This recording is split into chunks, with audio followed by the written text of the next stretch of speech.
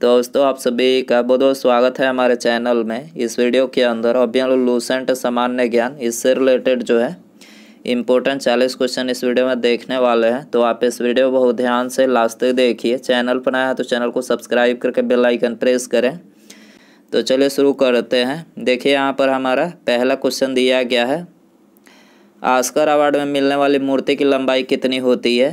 तो देखिए Oscar award में मिलने वाली जो मूर्ति की लंबाई होती है वो 13.5 इंच होती है। आपको याद रखना है 13.5 इंच। ऑप्शन ए हो जाएगा। अगला क्वेश्चन देखते हैं। क्वेश्चन नंबर 2 है, निम्नलिखित घटनाओं को कालक्रमानुसार व्यवस्थित कीजिए और नीचे दिए गए कूट का प्रयोग करते हुए सही उत्तर चुनिए। तो इसमें कालक्रमानुसार आपको व्यवस्थित करना है। तो देखिए सबसे पहले यहाँ पर जो घटना हुई थी चंपारण आंदोलन सन 1917 में हुआ था। उसके बाद अमृतसर घटना हुई थी 1919 में। उसके बाद मोपाला विद्रोह सन 1921 में। और तब जो है चौरी चौरा कांड 1922 में हुआ था। ठीक है, तो यहाँ पर ऑप्शन सी करेक्ट हो जाएगा, CADB। इसके अलावा चंपारण आंदोलन गांधी जी के द्वारा बिहार के चंपारण में अप्रैल 1917 में चलाया गया था। अमृतसर घटना की बात करें तो इसे जालियांवाला बाग हत्याकांड के नाम से भी जाना जाता है। यह घटना 13 अप्रैल सन 1919 को अमृतसर में घटी थी। मोपाला विद्रोह की बात करें तो ये केरल में 1921 में मुस्लिम किसानों का जमींदारों या अंग्रेजों के विरुद्ध विद्रोह था। और चौरी चौरा घटना की बात करें 5 फरवरी सन 1922 को गोरखपुर के चौरी चौरा नामक पुलिस स्टेशन पर घटित हुई थी। तो याद रखना है आपको। अगला क्वेश्चन देखते हैं। क्वेश्चन नंबर 3 है, जैन धर्म श्वेतांबर एवं दिगंबर संप्रदायों में कब विभाजित हुआ। तो देखिए जैन धर्म श्वेतांबर और दिगंबर संप्रदाय में चंद्रगुप्त मौर्य के समय में जो है विभाजित हुआ था। ऑप्शन ए हो जाएगा। अगला क्वेश्चन देखते हैं, मुंबईयान नामक पद शैली के जन्मदाता बाबर ने अपनी आत्मकथा तुझके बावरी किस भाषा में लिखी। तो देखिए तुझके बावरी जो है ये लिखे थे तुर्की भाषा में। ठीक है, ऑप्शन सी यहाँ पर हो जाएगा। अगला क्वेश्चन है, बाबर का जन्म फरागना में हुआ था 14 फरवरी 1483 ईस्वी में। बाबर ने तुझके बावरी पुस्तक लिखी जिसमें भारत के बारे में भी लिखा गया है।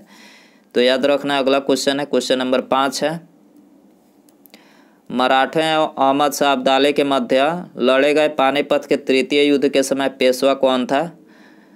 मराठों एवं अहमद शाह अब्दाली के मध्य लड़े गए पानीपत के तृतीय युद्ध के समय पेशवा कौन था। तो देखिए उस समय पेशवा बालाजी बाजीराव था। ठीक है, बालाजी बाजीराव, बी हो जाएगा। अगला क्वेश्चन है, कृष्णा नदी पर स्थित श्रीशैलम बांध किस राज्य में स्थित है। तो देखिए श्रीशैलम जो बांध है तो ये आंध्र प्रदेश में स्थित है। ऑप्शन डी करेक्ट हो जाएगा। आंध्र प्रदेश में कृष्णा नदी बंगाल की खाड़ी में गिरती है। कृष्णा नदी महाराष्ट्र के महाबलेश्वर से निकलती है तथा महाराष्ट्र, कर्नाटक, तेलंगाना और आंध्र प्रदेश में बहते हुए बंगाल की खाड़ी में मिल जाती है। इसकी कुल लंबाई कितनी है, 14 से 1 किलोमीटर है। कोयना, तुंगभद्रा और भीम इसकी प्रमुख सहायक नदियां हैं। भारत भाषा के आधार पर सर्वप्रथम अक्टूबर 1953 ईस्वी में आंध्र प्रदेश का गठन हुआ था। आंध्र प्रदेश से अलग तेलंगाना राज्य 2 जून 2014 ईस्वी को बनाया गया। कृष्णा नदी पर नागार्जुन सागर बांध अवस्थित है। तो याद रखना है आपको। निम्नलिखित में से किस राज्य के कुल सिंचित क्षेत्र का अधिकतम प्रतिशत तालाबों द्वारा सिंचित होता है।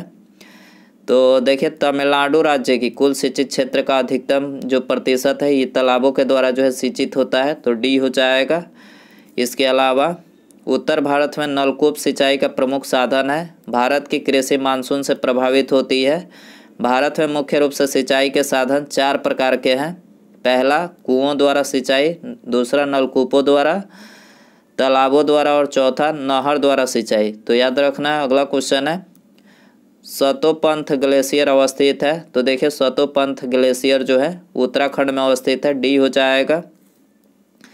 सियाचिन ग्लेशियर की बात करें लद्दाख में स्थित है। सियाचिन भारत और पाकिस्तान देश की सीमा पर अवस्थित है।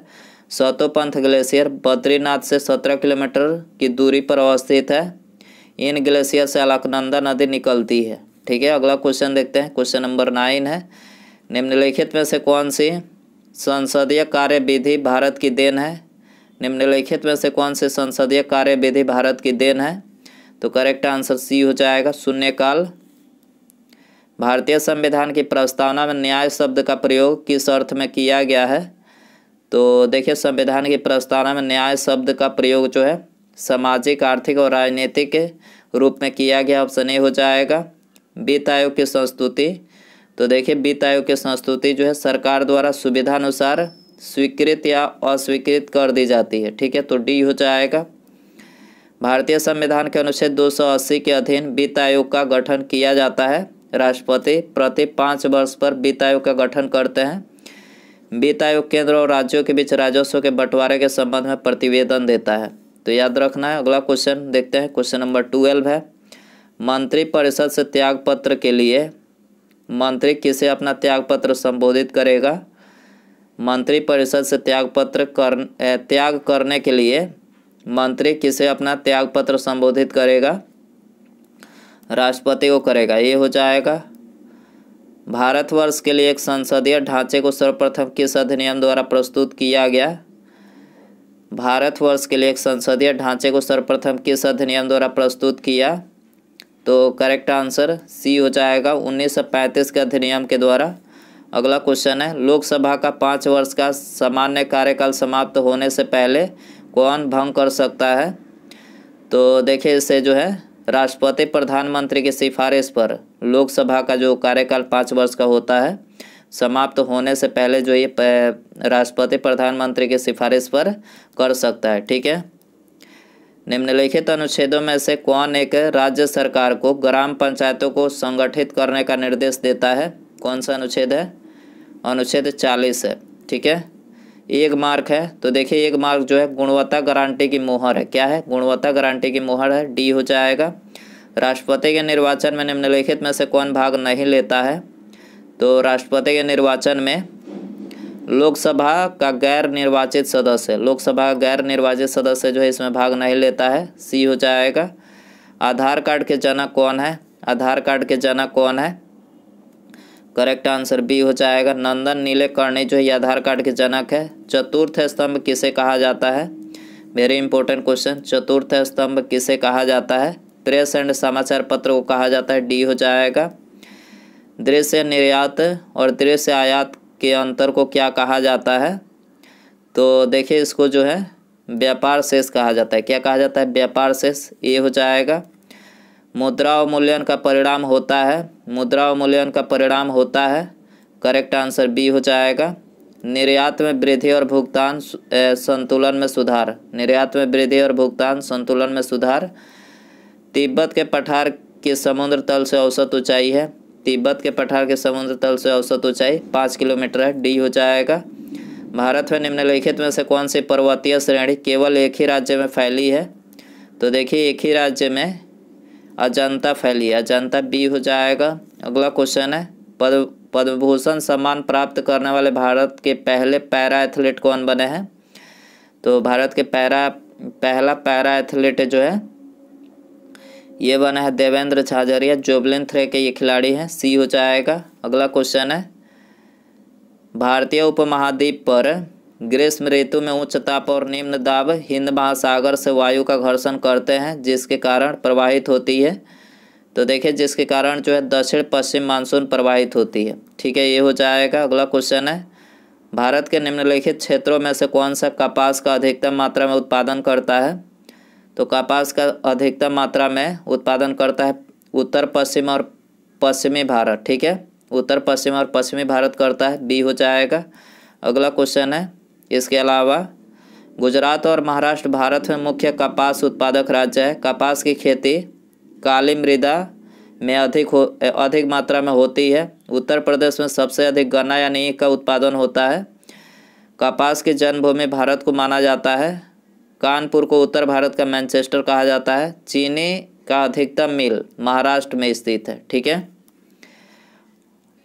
अलमट्टी बांध किस नदी पर है? अलमट्टी बांध किस नदी पर है? कृष्णा नदी पर। ठीक है, डी हो जाएगा।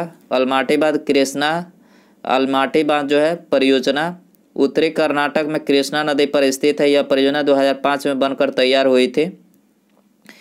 हीराकुंड बांध महानदी पर स्थित है। कोसी नदी अपने मार्ग बदलने के लिए कुख्यात है। कोसी नदी को बिहार का सूख कहा जाता। अगला क्वेश्चन है, देश के निम्नलिखित किस राज्य में सबसे पहले सूर्योदय होता है? तो देखिए सबसे पहले जो सूर्योदय होता है वो होता है अरुणाचल प्रदेश में। ठीक है, सी हो जाएगा। निम्नलिखित में से किस राज्य में मार्च 2023 तक सभी घरों में नल कनेक्शन देने की योजना बनाई गई है? तो नल कनेक्शन देने की योजना 2023 तक अरुणाचल प्रदेश में बनाई गई है, डी हो जाएगा। अगला क्वेश्चन है, चावल की खेती के लिए आदर्श जलवायु परिस्थितियां हैं। तो करेक्ट आंसर ये हो जाएगा 100 सेंटीमीटर से अधिक वर्षा और 25 डिग्री सेल्सियस से ऊपर ताप। ठीक है, 100 सेंटीमीटर से अधिक वर्षा और 25 डिग्री सेल्सियस से ऊपर ताप जो है ये चावल की खेती के लिए आदर्श जलवायु है। प्राणियों और पादपों की जातियों में अधिकतम विविधता मिलती है। तो ये उष्णकटिबंध के आर्द्र वनों में मिलती है। उष्णकटिबंध के आर्द्र वनों में, ऑप्शन ए हो जाएगा। भारी मशीनों में स्नेहक के रूप में किस वस्तु का इस्तेमाल किया जाता है? भारी मशीनों में स्नेहक के रूप में किस वस्तु का इस्तेमाल किया जाता है? तो ग्रेफाइट का इस्तेमाल किया जाता है, बी हो जाएगा। स्पंज क्या है? स्पंज क्या होता है? तो जीव होता है। ठीक है, जीव, डी हो जाएगा। अगला क्वेश्चन है, भूमंडलीय तापन का मुख्य कारण किसकी वृद्धि है? तो देखिए भूमंडलीय तापन का मुख्य कारण कार्बन डाइऑक्साइड की वृद्धि है, सी हो जाएगा। ध्वनि को आँखों के रूप में प्रयोग करने वाला प्राणी है। ध्वनि को आँखों के रूप में प्रयोग करने वाला प्राणी कौन सा है? तो करेक्ट आंसर बी हो जाएगा, चमगादड़। राइबोसोम्स की रचना में होती है। राइबोसोम्स की रचना में होती है। करेक्ट आंसर बी हो जाएगा, आरएनए तथा प्रोटीन्स। ठीक है, यक्ष्मा के रोगियों में निम्नलिखित में से कौन सी औषधि प्रभावशाली होती है? यक्ष्मा के रोगियों में कौन सी औषधि प्रभावशाली होती है? रिफैम्पिसिन प्रभावशाली होती है, डी हो जाएगा। किस कंपनी ने भारी ट्रकों के लिए भारत के पहले हाइड्रोजन कंबस्शन इंजन का अनावरण किया है? किस कंपनी ने भारी ट्रकों के लिए भारत के पहले हाइड्रोजन कंबस्शन इंजन का अनावरण किया है? तो ये रिलायंस कंपनी ने किया है, डी हो जाएगा। दिल्ली का वह सुल्तान जिसने अशोक स्तंभ को कौशाम्बी और टोपरा से दिल्ली स्थानांतरित किया, तो कौन सा सुल्तान था? फिरोज शाह तुगलक, जिसने अशोक स्तंभ को कौशाम्बी और टोपरा से जो है दिल्ली स्थानांतरित किया था, सी हो जाएगा। लैंप की बत्ती में तेल ऊपर चढ़ता है क्योंकि, ये आपके लिए होमवर्क क्वेश्चन रखते हैं, इसका आंसर आपको कमेंट में बताना है। लैंप की बत्ती में तेल ऊपर चढ़ता है क्योंकि ऑप्शन है आपके पास, तेल अत्यंत हल्का होता है, बत्ती में से तेल का विसरण होता है, पृष्ठीय तनाव परिघटना के चलते, या फिर केशिकीय क्रिया परिघटना के चलते। तो सही आंसर कमेंट में ज़रूर बताएं। वीडियो पसंद आया तो प्लीज़ वीडियो को लाइक कर दें। चैनल पर आया है चैनल को सब्सक्राइब करके बेल आइकन प्रेस करें। ठीक है, मिलते हैं अगले वीडियो।